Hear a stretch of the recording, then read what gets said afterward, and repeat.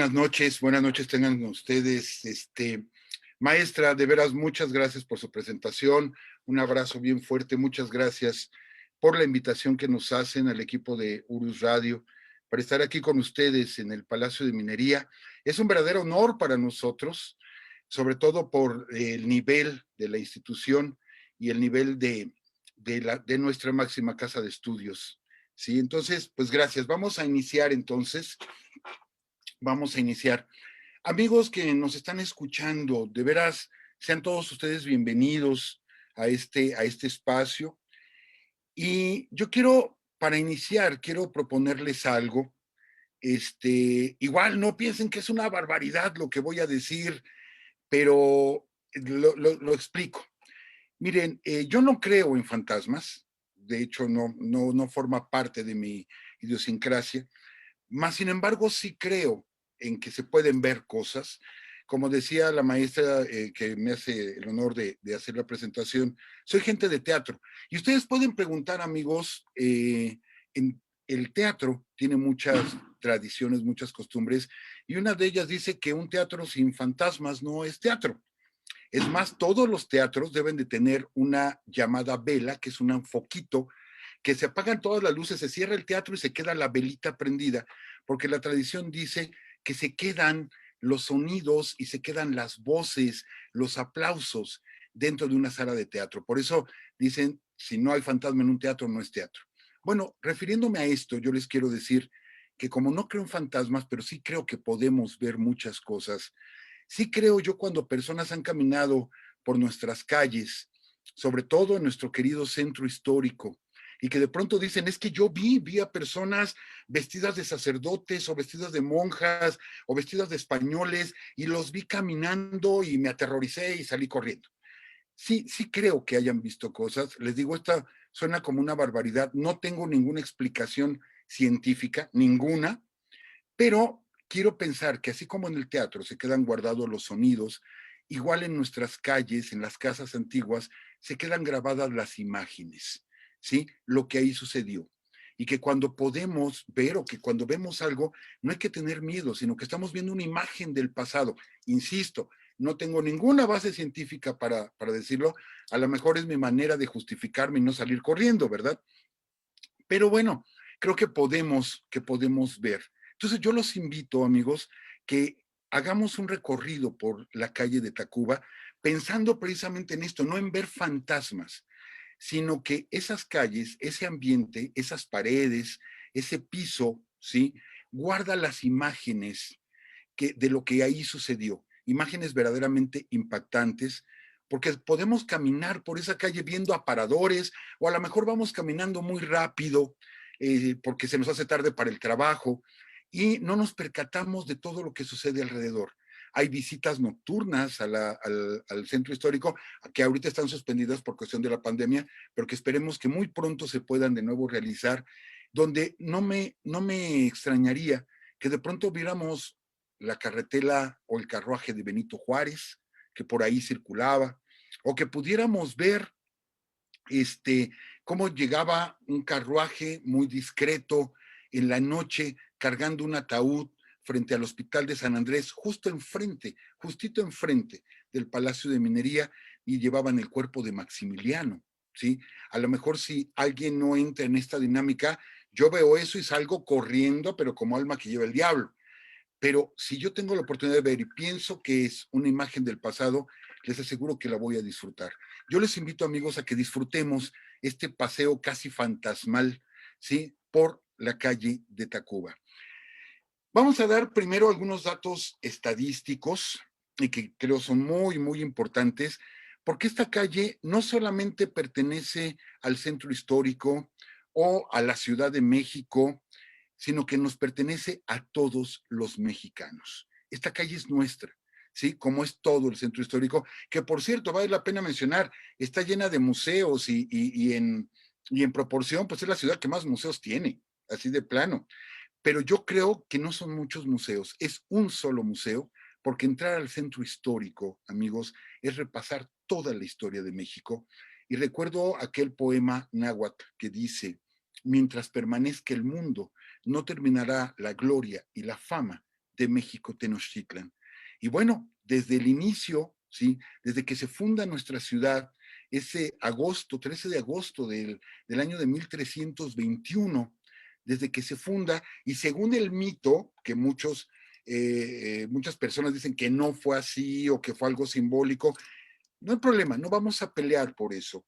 Haya sido un mito o haya sido real, desde que aquella peregrinación llegó a esta zona, a estos lugares, y que vio una serpiente, ¿sí?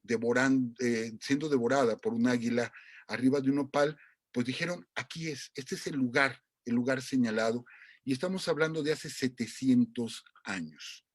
700 años que comienza a formarse, ¿sí? La enorme Ciudad de México, que apenas era un islote pequeño. Pero aquí es donde entra nuestra querida calle de Tacuba. Y lo digo con mucho orgullo, ¿eh? Nuestra querida calle de Tacuba. ¿Por qué? Porque la orilla más cercana al islote en el cual se asentó la Ciudad de México, era la orilla que daba hacia Tlacopan, lo podemos ver en la imagen, ¿sí? Y se tiene que construir una rampa.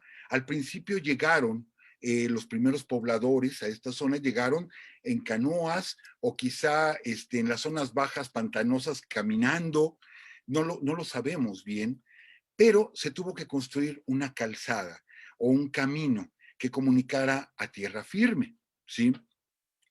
Entonces se construye Tlacopan, la calzada que mide 8 kilómetros y es la primera que se construye de 3, porque posteriormente se construiría la que comunicaba con el cerro de Tepeyacac, que ahora conocemos como el cerro del Tepeyac, ¿sí? Donde se construye un adoratorio dedicado a la diosa madre Tonatzin.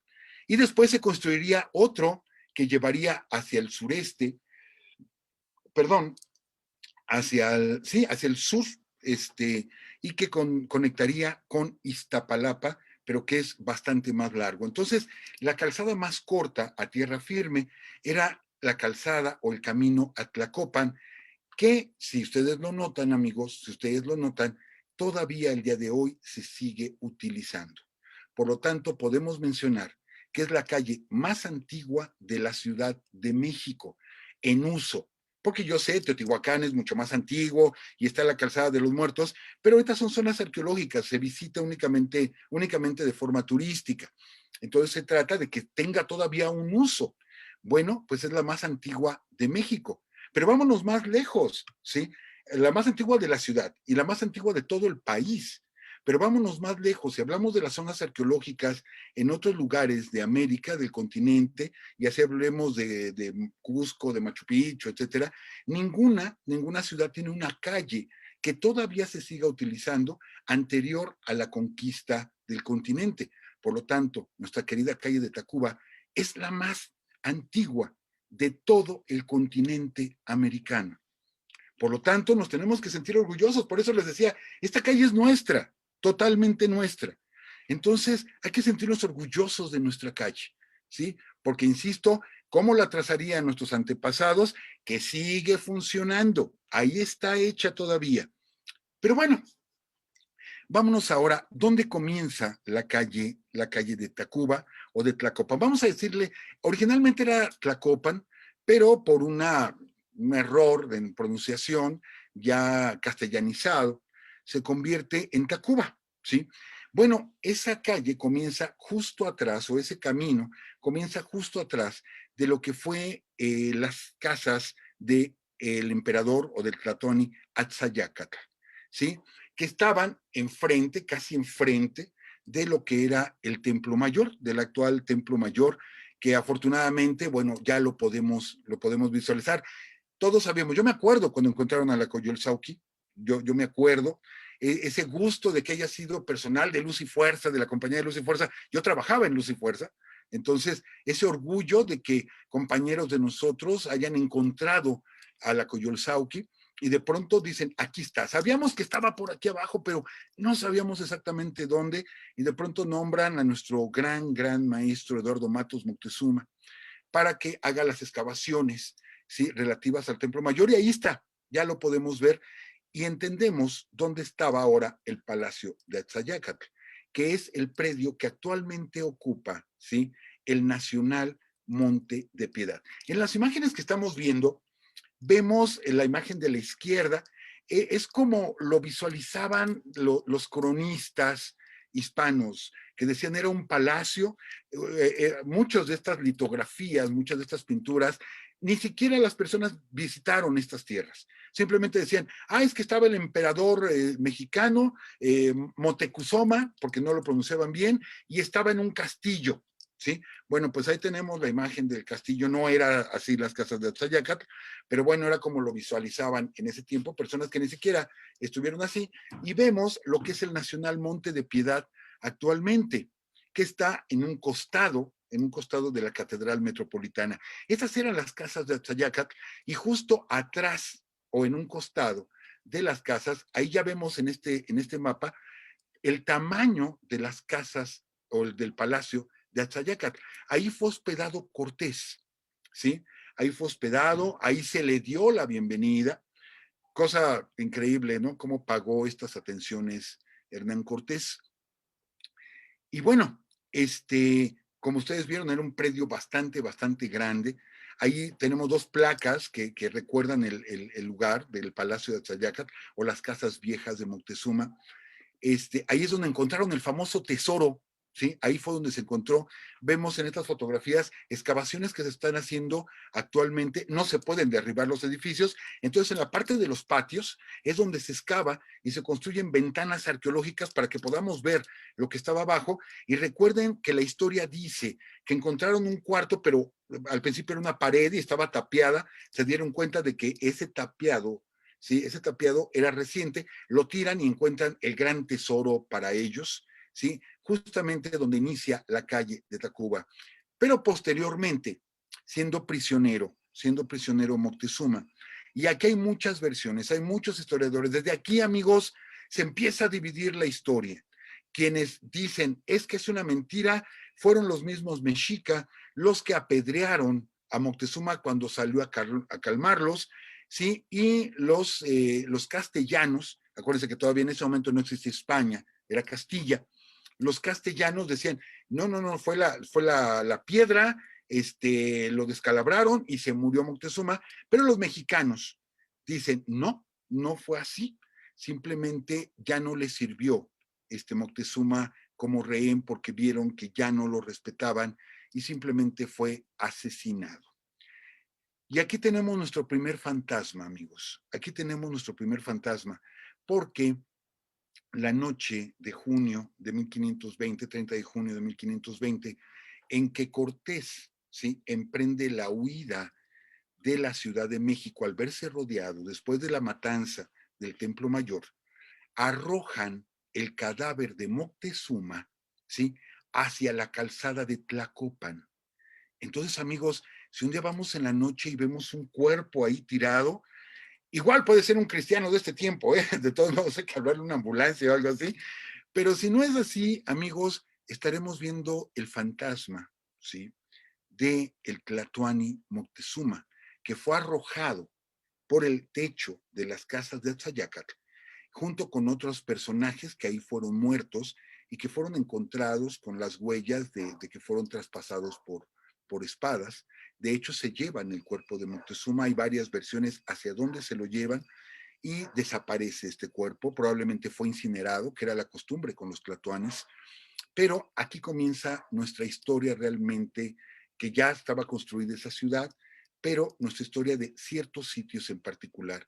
Entonces, lo que sería la esquina, la primera esquina, ¿sí?, de la calle de Tacuba, podremos decir, ahí terminó el cuerpo del último Tlatoani, y lo digo así, el último Tlatoani, porque Cuauhtémoc y Cuitláhuac sí fueron entronizados, son considerados como Tlatoanis, pero no se hizo todo el ritual completo. ¿Por qué? Por la premura. Sí, la premura, estaban invadidos y había que tener a un dirigente, pero así rápido. Entonces, a ver, tú eres el Tlatoani, ¿sí? Y adelante, pero no se hizo toda la entronización, que era un ritual fastuoso por completo. Entonces, podríamos decir que el último que vive este rito es precisamente Moctezuma, aunque hubo dos Tlatoanis así emergentes. Y amigos, ahí ya podemos ver nuestra primera imagen de ver un cuerpo o varios cuerpos ahí tirados, y es probablemente una imagen del pasado. Pero a partir de ese momento, ¿sí? A partir de ese momento, Cortés iba a intentar el escape de la Ciudad de México. Ubiquémonos de nuevo en la calle de Tacuba, ¿sí? Lo que es actualmente la avenida, el eje central, aproximadamente hasta ahí, aproximadamente, llegaba la Ciudad de México Tenochtitlán, digamos la parte central, porque estaban pobladas las orillas. Hacia el lado norte estaba Tlatelolco, que ya formaba una sola ciudad, aunque divididos, pero era una sola ciudad, ¿sí? Entonces, Cortés sale junto con sus hombres en tres contingentes. Yo quiero que se imaginen que nos pudiéramos parar ahí en Palma y Tacuba o en Isabela Católica y Tacuba, o igual en la Plaza Manuel Tolsá, y que de pronto pudiéramos ver, visualizar en la noche, ¿sí? Con tormenta, guardando el mayor de los silencios posibles y salir miles de hombres de las casas de Achayacat para intentar escapar, obviamente, por el lado más cercano a la orilla, que era la calzada de Tlacopan. Entonces, por ahí por donde caminamos, ¿sí? Viendo aparadores o comprando algunos enseres, por ahí donde caminamos, por ahí pasó Cortés, por ahí pasó Sandoval, Pedro de Alvarado, Narváez, por ahí pasaron todos ellos en tres grupos, pero la calzada, si ustedes ven en la imagen de la izquierda, podemos ver que tenía unos huecos. Era precisamente para controlar el nivel de las aguas. Y bueno, estos huecos se habían abierto. Estos los puentes que unían la calzada, fueron rotos para evitar precisamente un escape. Entonces, Cortés había ordenado a los tlaxcaltecas que construyeran puentes cargables, vamos, puentes que los pudieran ir cargando para irlos instalando en estos cuatro cortes que existían. El primero de estos cortes estaba justo al terminar lo que ahorita sería el Palacio de Correos o frente a nuestro Palacio de Minería. Allí estaba el primer corte, ¿sí? Llegan en la noche, salen, obviamente va mucha gente, van los hijos, algunos de los hijos de Moctezuma, va Doña Marina, van los tlaxcaltecas que van en la retaguardia, más de 3,000 tlaxcaltecas van en la retaguardia, van con los caballos y aparte con las mulas que llevaban el tesoro.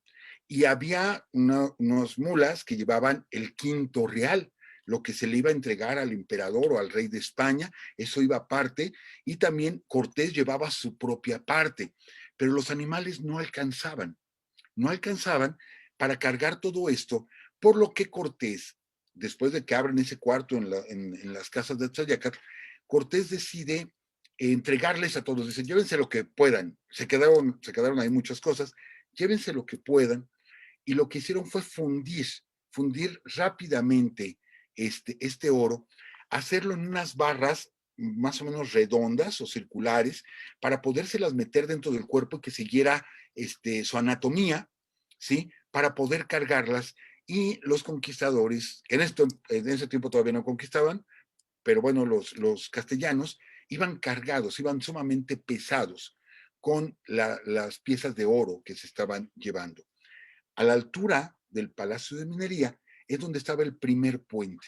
Lo pasan, ponen, les digo, este puente móvil, lo cruzan, ¿sí? Levantan ese puente y lo van cargando, cargando, cargando, todo lo que es el costado de la Alameda, hasta llegar al segundo puente que estaba aproximadamente en lo que ahora es la iglesia de San Hipólito, ¿sí? Ahí estaba el segundo corte. Cuando estaban llegando allá, entonces una mujer, dicen las crónicas, que una mujer que salió, ¿sí? Por agua, se da cuenta de que están intentando escapar los invasores. Amigos, yo me quiero imaginar esto, me he parado en esos sitios y de pronto me imagino, insisto, de noche, lloviendo, ¿sí? Y los gritos de guerra de los mexicanos, no eran gritos solamente de vamos a pelear, vamos a luchar. No, amigos, eran gritos de odio, eran gritos de rencor, eran gritos de rabia, eran miles, miles de guerreros, ¿sí?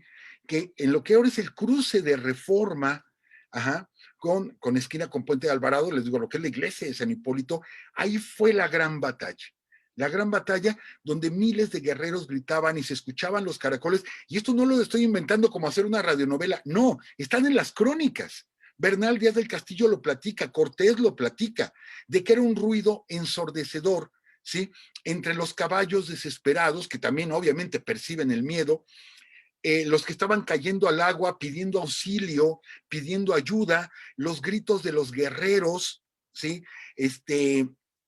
Todos alentándose, y les digo, no era grito nada más de vamos a pelear, sino era de odio, por completo odio, porque venía la matanza del Templo Mayor, porque habían matado al emperador Moctezuma y lo habían arrojado, ¿sí? Entonces, imaginemos esa escena, fue terrible para los españoles, bueno, los castellanos, y fue heroica para los mexicas, porque ahí derrotan por completo a las fuerzas de Hernán Cortés en ese segundo puente. De hecho, los tlaxcaltecas, cuando ven que no pueden pasar, intentan regresar al Palacio de Achayacat, y ahí enfrente del Palacio de Minería, entre el Palacio de Minería y Correos, el Palacio de Correos, ahí se da la gran matanza de tlaxcaltecas, porque venían los mexica y nunca los dejaron cruzar para que se regresaran a las casas de Achayacat, ¿eh? Entonces ahí los destrozaron por completo a los tlaxcaltecas, en ese momento aliados de Cortés, mientras que Cortés apenas puede escapar, ¿sí? Y ahí él sigue por la calzada, sigue cruzando todo el lago hasta que va a llegar a la otra orilla, esto es hasta Tlacopan, y cuentan algunos cronistas, no todos, no coinciden, de que Cortés lloró por la pérdida de tantos de sus soldados, de tantos de sus hombres. Perdón, a veces suelo ser un poquito sarcástico. Yo creo que no le interesaba tanto, sí le ha de haber dolido que mataran a su gente. Yo creo que era el orgullo propio de Cortés, ¿no? De que minimizó tanto a los pobladores de México, y pues le pasaron por encima, realmente le pasaron por encima a Cortés, y según dicen, abajo de un agüehuete, ¿sí? Se puso a llorar.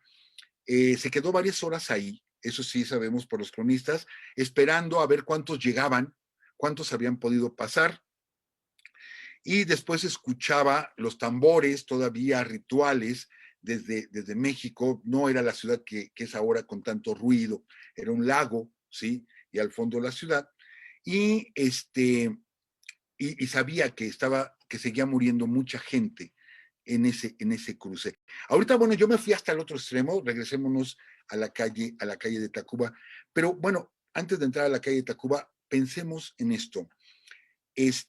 Cuando se construye el estacionamiento, bueno, todas esas obras que se hicieron por Bellas Artes y todo esto, se encontró el llamado tejo de oro. El tejo de oro que demuestra que los cronistas lo habían expresado adecuadamente, de que se habían hecho barras de oro, de manera así improvisada, no estaban pulidas ni nada, y para vérselas pegado en el cuerpo, ¿sí? Y bueno, se encontró una de estas que se exhibe en nuestro Museo Nacional de Antropología e Historia, comprobando precisamente esta historia. Y si alguien quiere buscar el tesoro, bueno, don Chavita Flores, perdón, yo estimo mucho a don Salvador Pérez Rivera, don Chavita Flores, pues lo decía él, deja el tesoro que Cuauhtémoc fue a enterrar. Y uno dice, no, no era Cuauhtémoc, era Moctezuma. No, porque el de Moctezuma ya estaba enterrado. Allí, en esa zona, insisto, junto a la Alameda, a la altura de San Hipólito, ahí quedó ese tesoro. Aunque, les decía yo, mucho se quedó en las casas de Sayacar, y dicen que Cuauhtémoc lo enterró. Ese es el tesoro al que se refiere Chava Flores, ¿eh? Deja el tesoro que Cuauhtémoc fue a enterrar, que por cierto, dicen que lo enterró en Azcapotzalco. Ya después, si quieren, les pasamos datos por si ustedes son buscadores de tesoros, amigos, aunque no creo que los dejen escarbar en pleno cruce de Reforma y Puente de Alvarado, no creo que los dejen escarbar, pero bueno, sabemos que allá abajo hay una gran cantidad de oro, porque ahí quedó gran parte del tesoro que se llevaba Hernán Cortés. Entonces, ya sabemos parte de la historia de la calle de Tacuba. Por ahí previamente habían desfilado los grandes ejércitos mexicas, Axayácatl, el primer Moctezuma, etcétera. Habían pasado por ahí con sus guerreros cuando las campañas en Occidente, por ahí salían precisamente, y sí, para guerrear con los otomíes, con los purépechas, etcétera. Entonces, todo eso era un desfile. Había muchísima gente. Era una ciudad muy importante, era la segunda ciudad más poblada del mundo en ese momento. La Ciudad de México, ¿sí? Y el área alrededor, era alrededor, según los cronistas, entre 400 y 500 mil habitantes, con todo, o sea, sumando los pueblos, pues, que estaban alrededor y el centro, mientras que Madrid en ese tiempo tenía 4,000 habitantes, era una aldea de 4,000 habitantes. Imagínense cuando llegaron los españoles, se maravillaron. Era, les digo, la segunda ciudad más grande del mundo en ese tiempo, se maravillaron de nuestra ciudad. Pero bueno, cae la Ciudad de México y comienza el trazo de la ciudad. A hacerse una nueva ciudad. Por lo pronto, Cortés se fue un tiempo a Coyoacán, allá hay una casa, ya vivió con doña Marina, allá murió la esposa de Cortés, que mucho se ha dicho que Cortés la mató a su propia esposa, se dicen muchas cosas. Entonces, mientras se levantaban los escombros de la Ciudad de México, se limpiaba la ciudad, cadáveres, etcétera, y comienza el trazo de la ciudad. Yo quiero que vean este mapa, aunque es de 1793, pero aquí 1793, aquí nos refleja ya perfectamente lo que es la calle de Tacuba. Ven un cuadrito claro en el centro con una manchita negra. Bueno, la manchita negra es catedral, ¿sí? Y el cuadrito gris es lo que sería el Zócalo capitalino. Entonces, si seguimos la línea de donde termina la manchita roja o el rectangulito, perdón, negro, y nos vamos hacia la izquierda, vamos a ver también otro rectángulo gris que sería la Alameda Central. ¿Sí? Entonces vean que ahí está la calle ya dibujada. Esa calle se respetó. Lo mismo hacia el norte, vean que está perfectamente entendible, pues, lo que es la calzada de Tepeyac, lo que ahora es la calzada de Guadalupe junto con la calzada de los Misterios. Y hacia el sur no lo vemos en esta fotografía, pero bueno, lo que es calzada de Tlalpan. Pero a la izquierda vean ustedes que ya está perfectamente dibujado, se ven algunas casas ahí, algunas manzanas ya con habitantes. Eso es la calzada de Tlacopan, se conservó. Por eso decimos que es la calle en uso más antigua de América, totalmente así de América. Pero bueno, estamos hablando de la época virreinal, tuvimos toda una, eh, se creó una sociedad con los españoles peninsulares, los criollos que eran hijos de españoles pero nacidos en el virreinato, los mestizos, había una serie de castas y entramos en la forma de vivir, ¿sí? De los castellanos, de los españoles, ya les vamos a mencionar españoles. Y aquí vamos a mencionar qué pasó con la calle de Tacuba. Bueno, había muchas órdenes religiosas aquí en la Ciudad de México. Déjenme decirles que la calle de Tacuba muchas veces se le dijo la calle de los hospitales, porque ahí había muchos hospitales, pero eran los hospitales de pobres. Sí, los hospitales de pobres. Ahorita vamos a platicar de ese detalle, porque estaba San Andrés, Betlemitas, de los terciarios, etcétera. Era la zona de los pobres, la calle de Tacuba. Eran dos entradas que había hacia la Ciudad de México por el lado de Occidente. La otra entrada era la calle de Plateros. Entonces, perdón que lo diga así, pero así está como que más definido. ¿Sí? La calle de Plateros era la calle de los ricos. Ahí era donde deambulaban en sus carruajes la gente más adinerada, los mineros, los comerciantes. Ahí es donde estaban las platerías, ¿sí? Donde se vendían muchos ornamentos, tiendas de telas que llegaban con la nao de la China, de marfiles, en fin, y muchas cosas llegaban al Parián, que estaba justamente en lo que ahora es el Zócalo, ocupaba una parte del Zócalo, el mercado del Parián, pero para llegar, pues era la calle de Plateros. La calle de 5 de Mayo no tenía entrada hacia el eje central. Ahí estaba un hospital, el hospital de terciarios, abarcaba todo ese predio, y a espaldas estuvo el Teatro Nacional, que ahorita vamos a platicar de él, del Teatro Nacional. Por lo tanto, no tenía salida hacia el eje central. Después se tira el Teatro Nacional, el Hospital de Terciarios, y ya se hace la calle de 5 de Mayo. Entonces, nada más teníamos dos, Tacuba, ¿sí? Y Plateros. Tacuba para los pobres y Plateros para los ricos. Pero bueno, ya estamos en la época virreinal, finales de la época virreinal, y yo quiero platicarles aquí ya historias un poquito más fuertes de nuestra calle de Tacuba. En la calle de Tacuba, amigos, se da la consumación de la independencia el 27 de septiembre de 1821 y el 28 se firma el acta de independencia. Don Juan O'Donojú había llegado en agosto a México, firma los tratados de Córdoba donde reconoce el plan de Iguala, y posteriormente llega, quien gobernaba en ese momento provisionalmente era el general Novelo, ¿sí? Mariscal Novelo, le entrega el poder a O'Donojú y O'Donojú se lo entrega a Agustín de Iturbide. Pero cosa curiosa, esto estamos hablando del 28 de septiembre, y resulta que el 8 de octubre, o sea, apenas 12 días después, muere don Juan O'Donojú. Entonces, él llegó como último virrey de la Nueva España y se hubiera muerto luego, o sea, de todos modos estaba muerto, aunque, por ejemplo, Carlos María Bustamante dice que fue envenenado, ¿sí? Pero bueno, no lo sabemos. Mientras no se compruebe, pues no podemos afirmarlo. Yo les comento lo que dice Carlos María Bustamante. Pero bueno, muere don Juan O'Donojú. Él llegó con su esposa Josefa Sánchez Barriga. A la muerte de O'Donojú y posterior sube al poder Agustín de Iturbide, cuando crea el imperio, deciden pagarle una pensión, ¿sí? A la esposa de O'Donojú, que no podía regresar a España. No podía. ¿Por qué? Porque Fernando VII estaba enojadísimo, porque habían entregado el virreinato, entonces los hubieran condenado a muerte y no podía regresar doña Josefa, y le dan una pensión de 1,000 pesos mensuales que solamente duró mientras estuvo en el poder Agustín de Iturbide. Sale Iturbide, cae el imperio, y entonces ella renta una casa en la calle de Tacuba, ¿sí? Ahí es donde renta una casa para poder vivir. Ajá. Esta casa, que la podemos observar todavía, ¿sí? Se encuentra en la esquina de Isabel la Católica y Tacuba, y fue la casa de la última virreina. Pero amigos, al momento de que ya surge la República, empezamos a tener muchos problemas. Sabíamos que venía la Reconquista y posteriormente fue la invasión de Barradas, etcétera, y el poco dinero que había se consignó en armar un ejército para defender la nueva nación.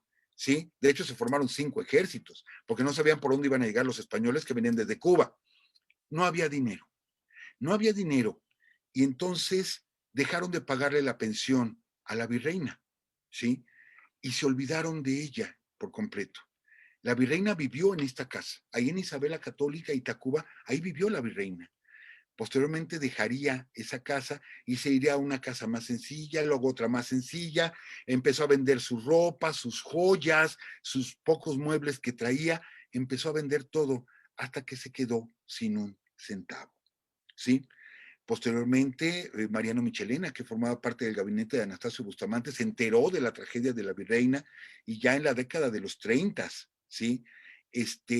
Le platicaron lo que pasaba con la virreina y la historia dice que metió la mano a la bolsa, Mariano Michelena sacó 6 pesos y se los entregó a un mensajero y dijo, llévaselos y yo voy a conseguir que se le dé una pensión, porque O'Donojú reconoció nuestra independencia, es de los firmantes del acta de independencia, pero nunca se hizo el trámite, o si se hizo no prosperó. Estábamos en México en serios problemas internos, estábamos en el tiempo de que se había perdido Texas, se preveía una invasión norteamericana, etcétera, y jamás se le dio apoyo a la virreina y murió. Curiosamente, aunque anduvo de casa en casa, ¿sí? Se le encontró muerta afuera de esta casa que ustedes están viendo, en Isabel la Católica, Tacuba. Ahí es donde quedó el cadáver de la última virreina, ¿sí? De la Nueva España. Totalmente olvidada, totalmente olvidada. Y les digo, ella no podía regresar a su patria y aquí falleció en la indigencia totalmente. Fíjense qué ironías, ¿no? El haber venido como virreina, ¿sí? El haber llegado aquí como virreina y de pronto unos años después vivir en la indigencia y de la caridad pública, ¿sí? Por haber sido la última virreina. Entonces, amigos, si de pronto vamos en la noche y vemos por ahí un cuerpo, igual hay que asegurarnos que no sea, les digo, alguien actual y que esté necesitando ayuda, pero si vemos algo fantasmal, no nos espantemos de ver ahí a una mujer tirada, ¿sí? Porque les digo, es la última virreina. Pero bueno, pasemos a otra historia de la calle de Tacuba. Vámonos al Palacio de Minería. Al Palacio de Minería, enfrente del Palacio de Minería, tenemos el Museo Nacional de Arte, ¿sí? Hay muchas historias alrededor del Museo Nacional de Arte, pero hay algo que lo representa actualmente, que es la estatua ecuestre de Carlos IV, mejor conocido como el Caballito. De hecho, hay una placa que dice ahí, este es un monumento al arte, o sea, aguas mexicanos, no estamos aquí adorando a Carlos IV, el padre de Fernando VII, sino que estamos reconociendo que es una obra artística, entiéndase bien, ¿sí? Esta fue construida por Manuel Tolsá, de hecho pesa 13 toneladas, el caballito está ahí justamente enfrente, ¿sí? La pose de la estatua, si ustedes se fijan, no tiene los estribos. Esto es Carlos IV, va vestido como romano y está sentado sobre el caballo y no tiene los estribos. El caballo fue un caballo que se llamaba Tambor, era de un conde y el caballo se llamaba Tambor y fue el caballo que sirvió de modelo para hacer la estatua del caballito que estaría al principio develada en el centro, en el Zócalo. Ahí fue develada la estatua del caballito. Posteriormente, con la independencia y que la gente la quería destruir, fue llevada a la Universidad Pontificia, 2 calles atrás del Palacio Nacional, y después fue llevada a Reforma, donde duró varios años con una cerca para que no la tiraran, y posterior a eso fue llevada a lo que ahora conocemos como la Plaza Manuel Tolsá, aunque en algunas maniobras que hicieron para supuestamente cuidarla, la dañaron, ¿sí? Terriblemente, es de una aleación de cobre. Pero hay una anécdota fabulosa de uno de los personajes más representativos del final del virreinato, que es Anastasia Rodríguez, nuestra querida, y sí lo digo, nuestra querida Güera Rodríguez, que causó un montonal de pasiones. Se habla por ahí de que tuvo de enamorado a Simón Bolívar cuando estuvo aquí. Simón Bolívar llegó muy joven, y conoció a la Güera Rodríguez. Se habla de que Humboldt también fue un enamorado de la Güera Rodríguez. Tolsá, no se diga, ¿sí? Que la eterniza en una imagen de una virgen que está ahí en la profesa. Manuel Tolsá es el constructor, pues, de esta estatua del caballito y también del Palacio de Minería. Y por cierto, se comenta mucho que tenía un amaciato con Agustín de Iturbide. De hecho, amigos, el ejército trigarante cuando iba a entrar, venía de Patera, cuando iba a entrar a la Ciudad de México, iban a entrar originalmente por la calle de Tacuba, ¿eh? Por ahí iba a entrar el ejército trigarante, pero desvía, supuestamente para ver un arco triunfal que estaba en la calle de Plateros, desvía Iturbide el convoy y de una vez se mete por Plateros. Pues, ¿por qué? Porque ahí vivía la Güera Rodríguez y ahí estacionó un momento al ejército trigarante. La Güera estaba en su balcón, se baja Iturbide, se quita una pluma que traía en su gorra militar. Bueno, no, iba de civil, pero traía como una gorra y se le envía a la Güera Rodríguez. Pero originalmente iba a entrar por la calle de los Pobres, por la calle de Tacuba, por ahí iba a entrar Iturbide, pero les digo, lo cambió, a la mayor entró por Plateros. Y años antes, cuando se descubre o se devela la estatua de Carlos IV, así era la Güera Rodríguez. Y perdón por las expresiones un poquito coloquiales que voy a decir, pero bueno, así está consignado. Don Artemio de Valle Arizpe así lo consigna, ¿sí? De que cuando se devela la estatua, la Güera Rodríguez dijo en voz alta que ese caballo estaba mal hecho porque sus partes genitales no correspondían al tamaño al tamaño del caballo, ¿sí? Y pues imagínense, estamos hablando de hace cuántos años la gente se persinaba. De hecho, la güera llegó a la Inquisición y bueno, es todo un personaje. Entonces, ver la estatua del caballito ahí frente al Palacio de Minería, pues nos recuerda exactamente eso, ¿no? Esa anécdota de la güera, que ella estuvo en la develación. Sí, ahí estuvo Humboldt también y obviamente Manuel Tolsá y muchos personajes del virreinato en aquel tiempo. ¿De qué más es testigo la calle de Tacuba? Ya vimos que por ahí pasaron los ejércitos mexicas a las conquistas, ya vimos que por ahí también pasaron las tropas españolas en su ida, ya vimos que ahí murió la última virreina del virreinato de la Nueva España, ya vimos que, no digo que ahí estuvo la güera, pero vemos la estatua que tanto criticó la güera Rodríguez, pero hay un hecho poco conocido, amigos, poco conocidos en nuestra historia, que vivió la calle de Tacuba. Y poco conocido porque hay pocos historiadores que se han metido en este tema. Cuando la intervención norteamericana, 1847, 13 de septiembre del 47, cae el castillo de Chapultepec y pensamos que ahí terminó, ¿sí? Que ya sucumbió la Ciudad de México. No, amigos, no sucumbió ahí. Y es una batalla de las más olvidadas de nuestra historia, que es así, la batalla de la Ciudad de México. Cae el castillo de Chapultepec, conocemos toda la historia, Nicolás Bravo, Santiago Xicoténcac, ¿sí? Un gran héroe mexicano, tlaxcalteca,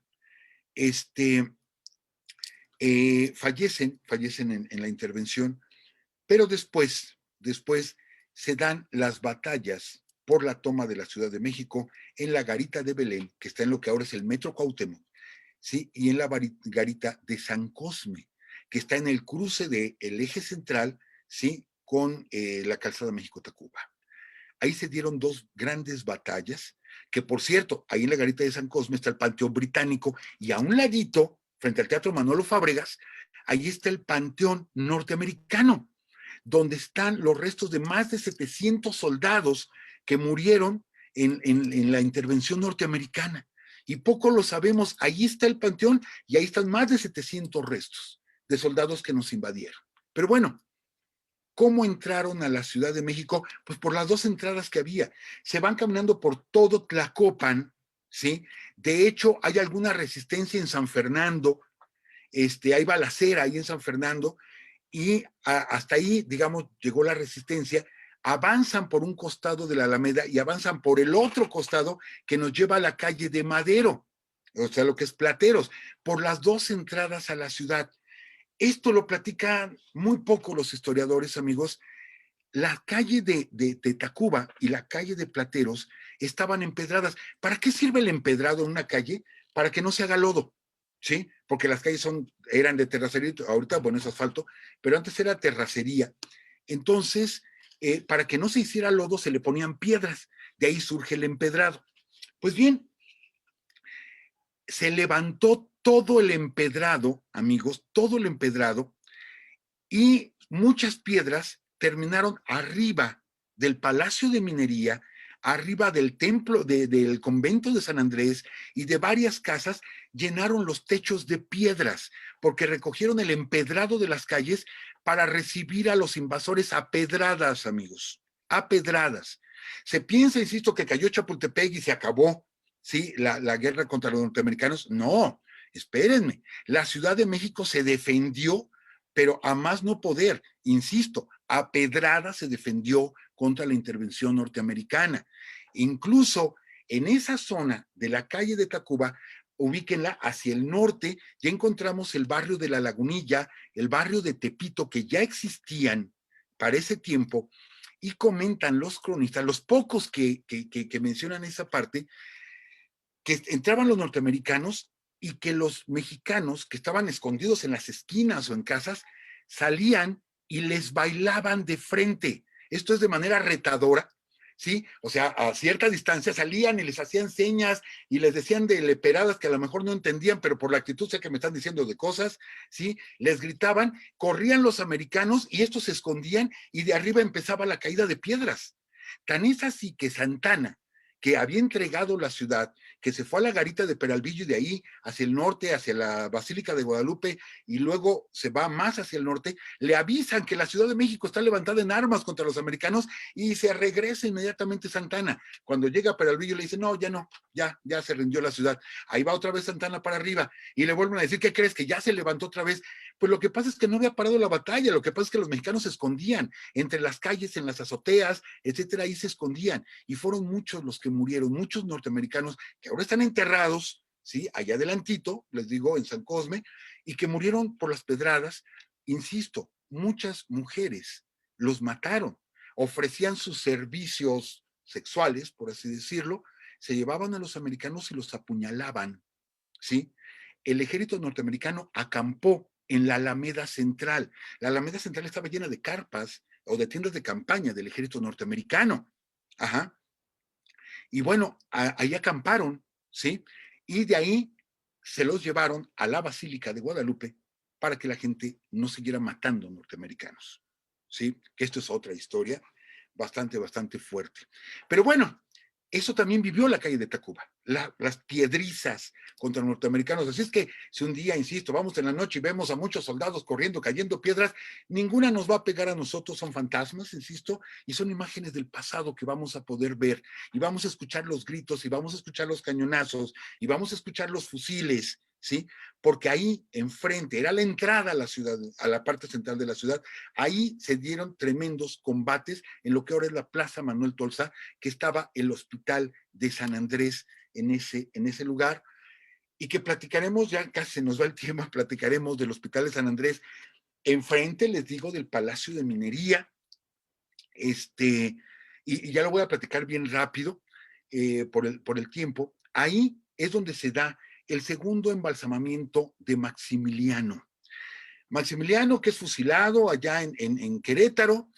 El doctor Licea hace un pésimo trabajo con el cuerpo de Maximiliano, lo envían a la Ciudad de México para hacerle un nuevo embalsamamiento, se les cae al agua, lo llevan en un ataúd, se les cae 2 veces, rodó el ataúd de las malas carreteras que había, o de terracería, y cayó en arroyuelo, se mojó el cuerpo, y esto pues echa a perder más rápido el cuerpo. Cuando llegó aquí, Maximiliano llegó terrible, el cuerpo estaba terrible, y lo meten, ¿sí?, al hospital de San Andrés, enfrentito precisamente del Palacio de Minería.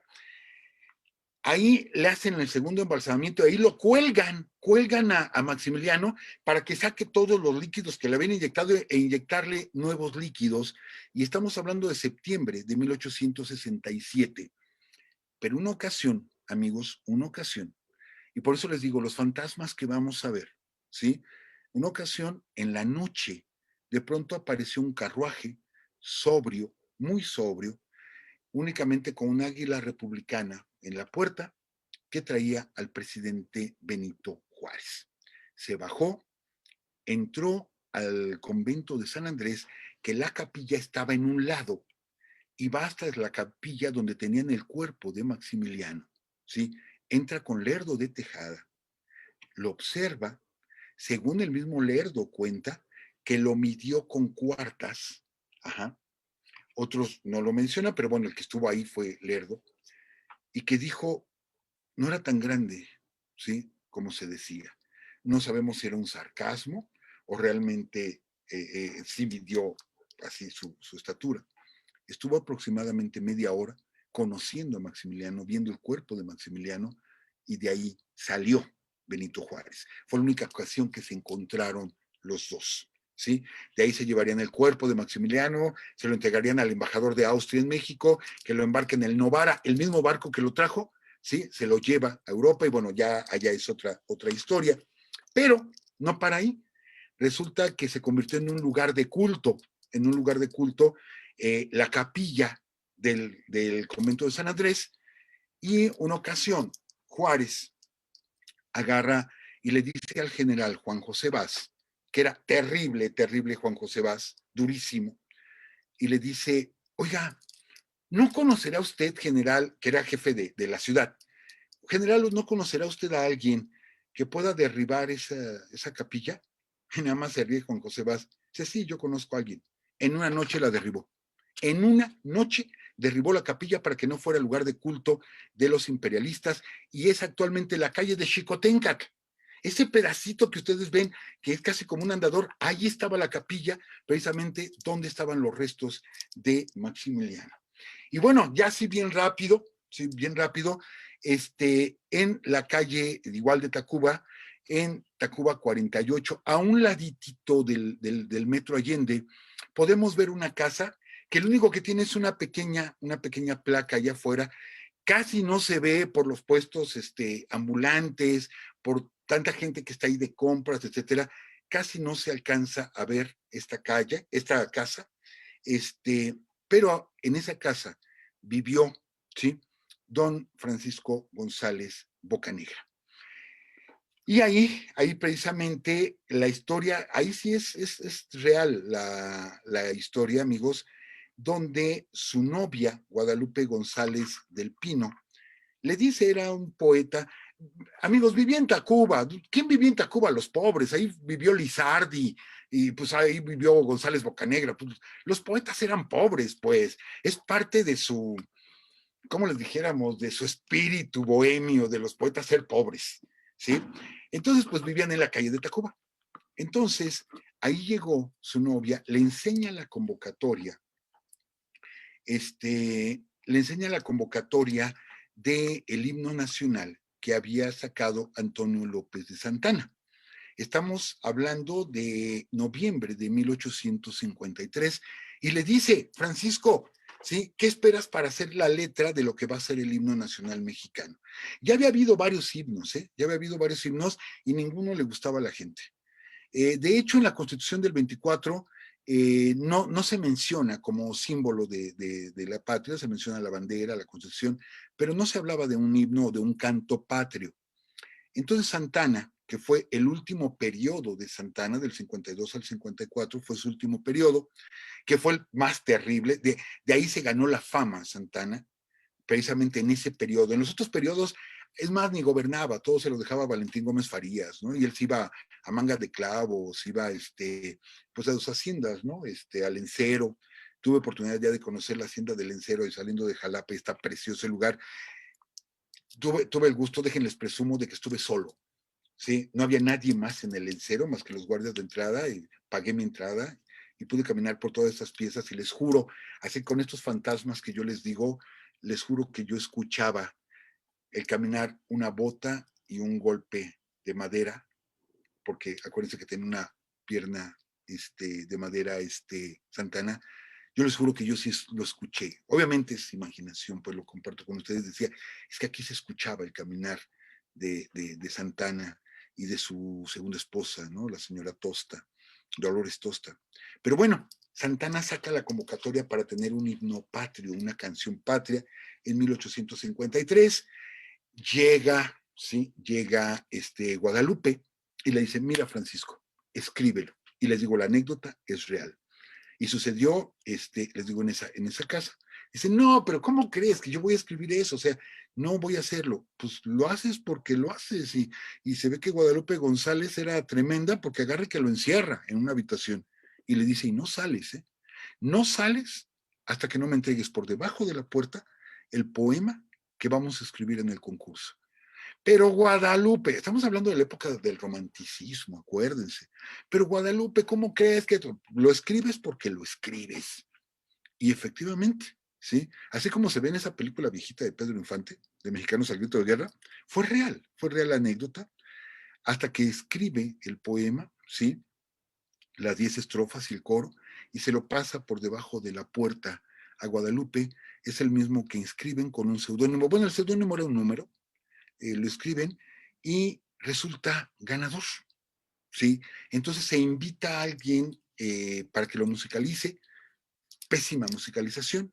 Entonces hacen un concurso, dicen, no, vamos a hacer otro, ahora que musicalicen esta letra, ¿sí? Y es un español radicado en México, Jaime Nuno, quien escribe la música del himno nacional mexicano, que se viene a estrenar ahí en el Teatro Nacional, que les digo ahora es la calle de 5 de Mayo, la desembocadura de la calle de 5 de Mayo, ahí es donde estaba el Teatro Nacional, ahí es donde se estrena el himno, aunque Santana, que es el que hizo la convocatoria, no estuvo en el estreno porque estaba preparando su último escape después del plan de Ayutla que lanza Juan Álvarez, en lo que hoy dice el actual estado de Guerrero.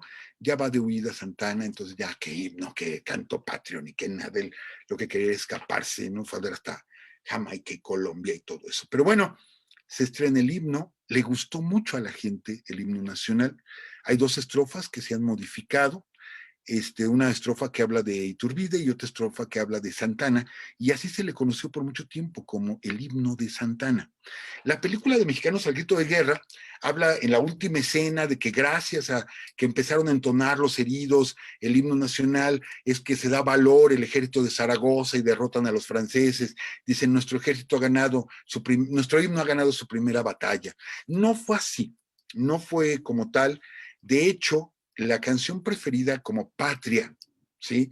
Y lo comento, estaba Juárez en un teatro allá en Veracruz en 1860, cuando de pronto llega un mensajero y le dice algo a Benito Juárez.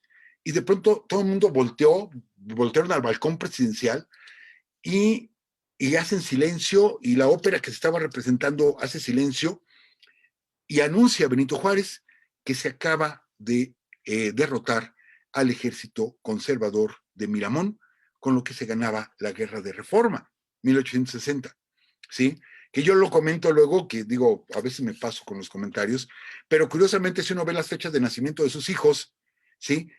Contando de esa noche, que ahí estaba Margarita, 9 meses después nace una de sus hijas. Decimos, vaya que lo celebró don Benito, o sea, vaya que lo celebró porque 9 meses después le nace una hija. Entonces sí estaba muy contento don Benito Juárez de haber ganado la guerra de Reforma. ¿Y qué creen que empezaron a cantar como himno? De pronto la ópera que estaba ahí abajo, la gente y Benito Juárez empezaron a cantar la Marsellesa, amigos, que ya estaba el himno nacional, pero era muy poco conocido, y empezaron a entonar la Marsellesa. Sí que pues es el himno francés y era el que más se utilizaba. De hecho, Juárez dice, ¿no? Porque decían, es que hay que cambiarle la letra, que no sé qué, y Juárez dice, al himno nacional no se le cambia ni una nota ni una sola palabra. Se llegó a tocar en algunas ceremonias con Juárez, pero realmente no tenía el arraigo. Quien crea el arraigo del himno nacional mexicano es Porfirio Díaz. Él es el que crea el arraigo. Pero ¿qué pasó?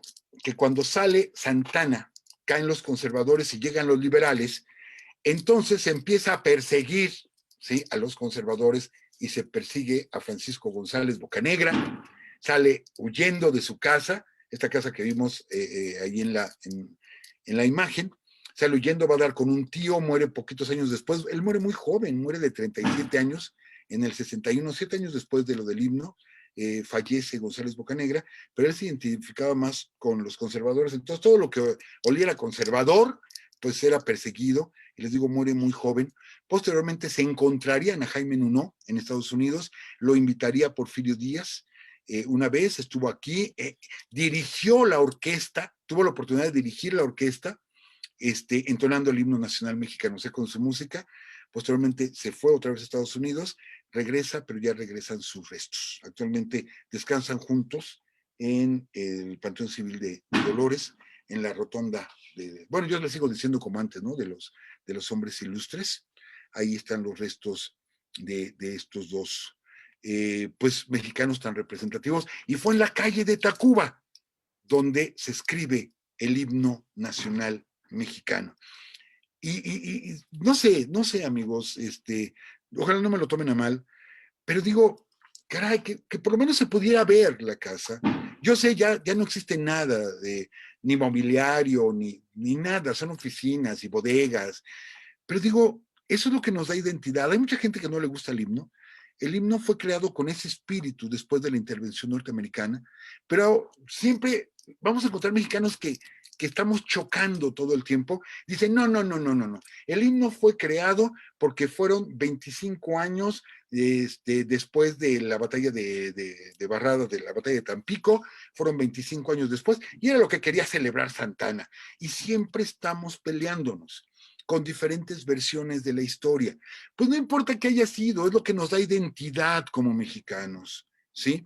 Y el espíritu, creo yo, es el de la intervención norteamericana, el que perdimos la mitad de nuestro territorio terriblemente por la falta de unidad entre los mexicanos, porque varios estados de nuestro país se declararon neutrales y no enviaron hombres, ¿sí? Las tropas norteamericanas las hubiera derrotado el ejército mexicano y había pleito entre el general Valencia y el general Juan Álvarez con Santana, y bueno, fue un o sea, fue un desastre esa guerra que pudimos haber ganado de veras fácilmente. Se pudo haber ganado nada más con repasar los hechos heroicos, ¿sí?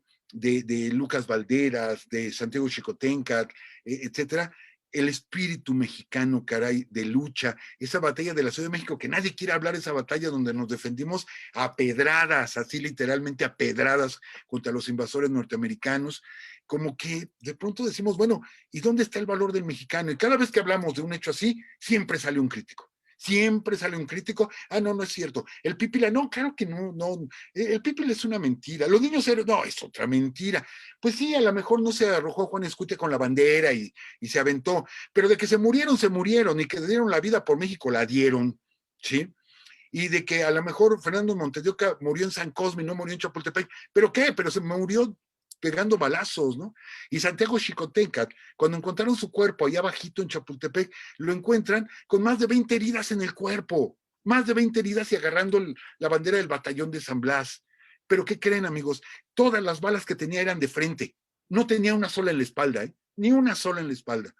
Entonces, ¿qué podemos decir? El señor dio el frente, no le corrió a los norteamericanos, ¿sí? Pero de eso no hablamos. Siempre estamos criticándonos y empezamos a decir y a burlarnos de los hechos históricos y nos estamos burlando de nuestra propia identidad. Entonces escuchamos otras historias y nos creemos lo que dice el cine norteamericano de la batalla del Álamo, por ejemplo, ¿no? De esa masacre que hizo Santana allá en el Álamo, y de ahí salió Daniel Boone y salieron no sé qué tantos personajes que han inventado los norteamericanos, y eso sí lo creemos, ¿no? Pero de nuestros mexicanos no queremos creer, ¿sí? No queremos creer. Y bueno, hay otro hecho interesante. Amigos, el origen, el plan posterior del Museo Nacional, anterior del Museo Nacional de Arte, era que fuera el Palacio de Comunicaciones. Ahorita, si se fijan, no hemos platicado del Palacio de Minería, porque tiene su propia historia, cuando se estaba hundiendo, cuando se iba a caer, cuando un francés es el que levanta o detiene el palacio, etcétera. Pero bueno, resulta que ahí, desde allá, se hacen las primeras, o se tiende la primera línea telegráfica en la Ciudad de México, ¿sí? De ahí, de San Andrés, aunque yo he leído dos versiones, una que dice que de minería y otra que es de San Andrés, se tiende una línea hacia Palacio Nacional y se hace la primera prueba telegráfica en la Ciudad de México, ¿sí? Que posteriormente el telégrafo, bueno, empezaría a crecer, crece junto con los ferrocarriles, amigos. Telégrafos y ferrocarriles crecen juntitos. Donde va la vía, va el cable del telégrafo. Ahí van juntitos siempre, ¿sí? Y que ahí precisamente llegaría la comunicación de un telegrama que es histórico, ¿sí? Del 5 de mayo de 1862, donde desde Puebla, y mucha gente dice, bueno, ¿a poco ya había telégrafo? Sí, ya había telégrafo, ¿sí? Con clave Morse y todo esto, había telégrafo, y de pronto llega un telegrama, ajá, donde dice, ha comenzado la batalla, ¿sí? Otros, los ejércitos están peleando en tal lugar, etcétera, etcétera, y la gente estaba arremolinada allá afuera, o sea, todo lo que es la calle afuera del Palacio de Minería y de San Andrés, la gente estaba arremolinada, salían a un balcón y leían el telegrama. Llegó la batalla comenzó, etcétera, etcétera, ¿no? Y la gente se emocionaba, ¿sí?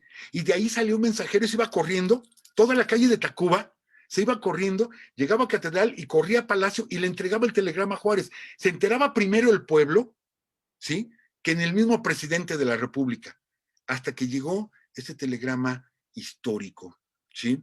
Que es: las armas nacionales se han cubierto de gloria. El invasor actuó valientemente, pero con mucha mucha torpeza por parte de su general, ¿no? Es un telegrama, les digo, histórico, y precisamente llega ahí a nuestra calle de Tacuba. Pero bueno, amigos, yo creo que por el momento haríamos, porque ya nos colgamos, iba a ser una hora y ya nos seguimos. Detendríamos aquí la plática. Yo quisiera pedir, bueno, ahorita vamos a tener algunas preguntas o comentarios que ustedes tengan, con todo gusto, hasta donde podamos, no lo sabemos todo, y sabemos que muchos de ustedes, miren, nos faltaba la historia del café de Tacuba, donde hubo un asesinato del gobernador de Veracruz, Beltrones, ahí cae muerto a balazos en el café de Tacuba, hay toda una historia alrededor, porque queríamos como que platicar después del resto de la calzada de Tlacopan hasta Tacuba, pero yo creo que por el momento aquí terminaríamos. Es una calle llena de museos, amigos. Fue también la calle de los perfumes, y todavía hay muchas perfumerías en la calle de Tacuba y muchos museos. Aunque yo les digo, todo nuestro centro histórico es un verdadero museo. Está el Museo del Ejército, está el Museo de los Perfumes. Precisamente ahí enfrente del Museo del Ejército está el Museo de los Perfumes, que tiene poco que se inauguró y que pues, yo creo que vale la pena ir a ver, ya que pasemos la pandemia, amigos, pues ir a ver el Museo Interactivo de Economía. O sea, está lleno de museos toda esa parte. Y bueno, comentar así rápido que acuérdense que les decía, ahí hubo varios hospitales, ya no hablamos del Palacio de Correos, pero era un hospital anteriormente, el de terciarios, por eso la gente no pasaba por ahí, les daba miedo pasar por los humores, porque decían, aquí hay leprosos, aquí hay tifo, aquí hay sífilis, ¿qué tal si paso y me contagio? Entonces la gente no pasaba por ahí, por esa zona, porque le tenían miedo, les digo, era la zona de hospitales de pobres de la Ciudad de México. Y bueno, nosotros con eso terminaríamos, con estas historias de la calle de Tacuba.